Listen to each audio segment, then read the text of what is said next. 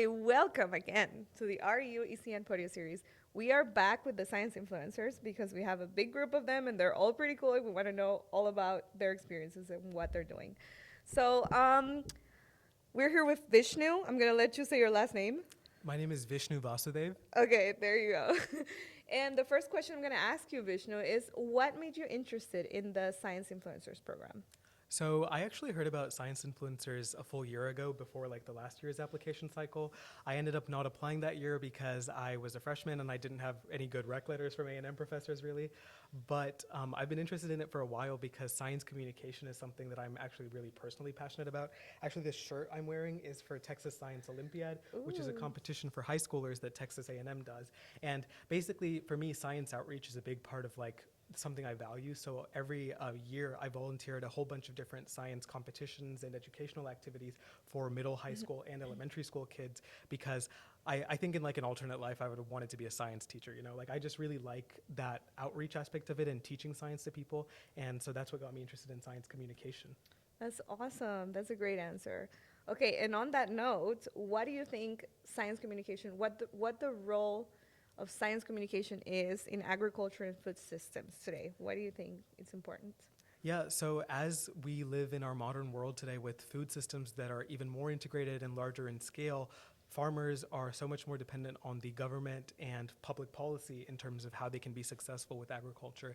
And I think a major part of that is communicating the science. For example, there's so many contentious issues in agriculture and food right now, such as genetically modified organisms or the use of antibiotics or bulking additives in beef and poultry, and all of these different things that public policy on that determines how successful farmers will be, how successful our food and agricultural systems will be, and even stuff like the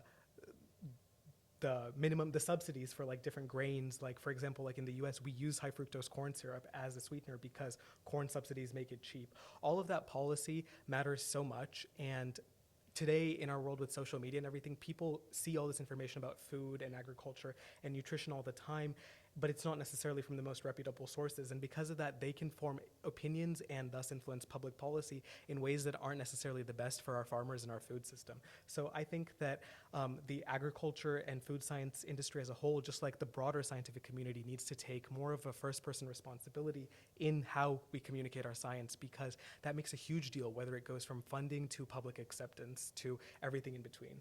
Wow, well said. Very well said. Thank you. And with that, okay, what advice would you give to future colleagues or your classmates or just like undergraduates who are looking into engaging in internships or engaging in science communication? What advice would you give them? So I think like this is really simple, but I would truly say just follow your passion. And specifically, though, what's interesting about that I think is, in my case, my summer internship, I'm going to be at a research lab in France that's located in a biorefinery. So it's a facility that turns agricultural waste and other biomass into biofuels. But this lab is located in that area, and they do research on turning biomass into various useful things.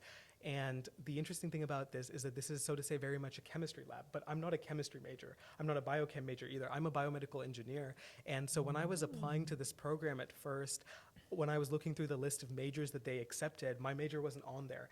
But I still chose to apply, and that's really similar to what other people have said. You have to take, you miss out on every opportunity you don't take. And so in my case, I decided to take that leap of faith and still apply, even though this program was very much targeted towards chemistry students. And the people who were reviewing my application later told me that I just seemed so passionate about what I wanted to research, they decided to give me a shot anyway.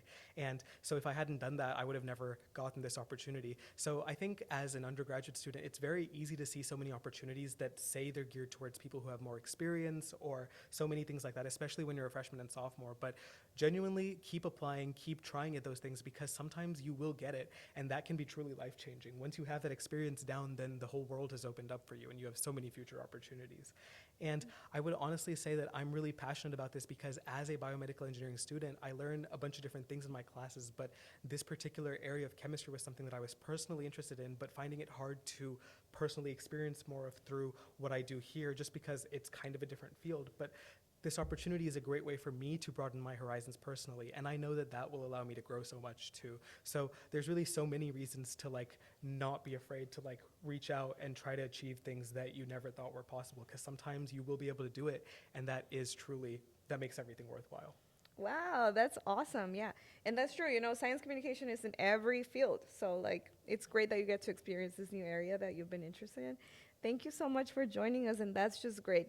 So, what did I say? Like, all of the science influencers are just doing incredible things. So, make sure to follow them, make sure to follow their journey, and just, you know, hear their advice. If you want to, if you need, you're looking for some motivation, come back to this podcast, listen to all of the great advice they've given. And thank you so much. Join us on the next episode.